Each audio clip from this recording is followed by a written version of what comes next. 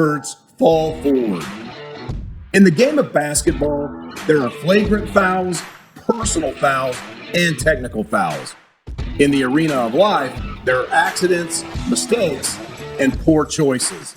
Each is uniquely different. If, while driving on the interstate, you run someone off the road while trying to avoid hitting a deer, that's an accident.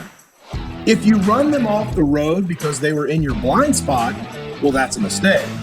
And if you run them off the road because you were typing a text, that's a poor choice. If we are going to learn and grow from these types of life events, it's crucial that we label them correctly.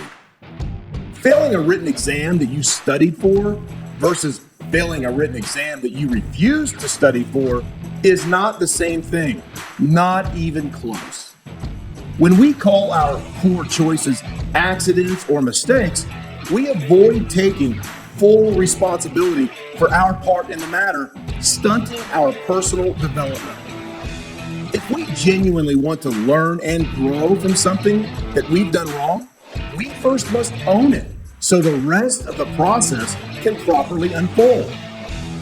When I'm training someone in close quarters combat, I teach them to boldly say, hit every time a technique or drill is done incorrectly, which represents acknowledgement, apology, and release.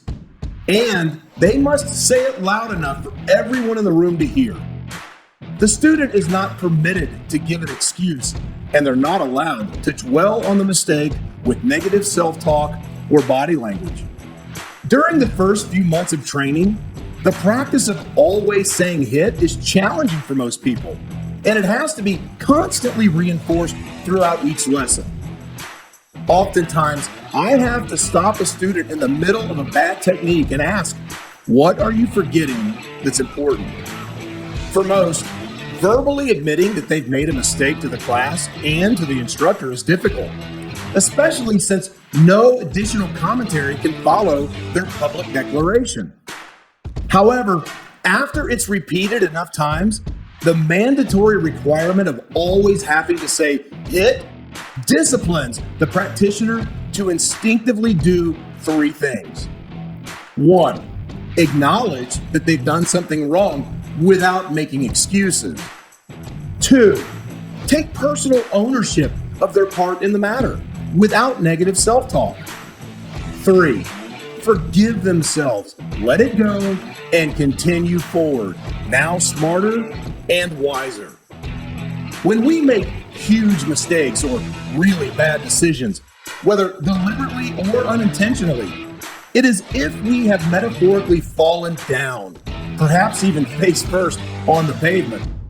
When this happens, we will likely experience guilt, regret, remorse, and possibly even shame. Dealing with these negative emotions is often part of the learning phase as well as the recovery process.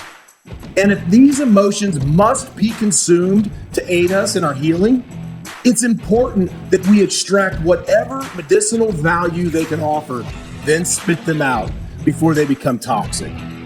And remember, these 4 emotions can become addictive for some, so no refills.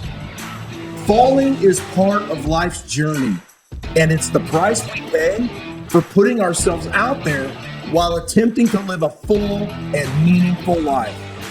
It's the speed and the direction that we rise and the number of times that we get back up that truly sets us apart.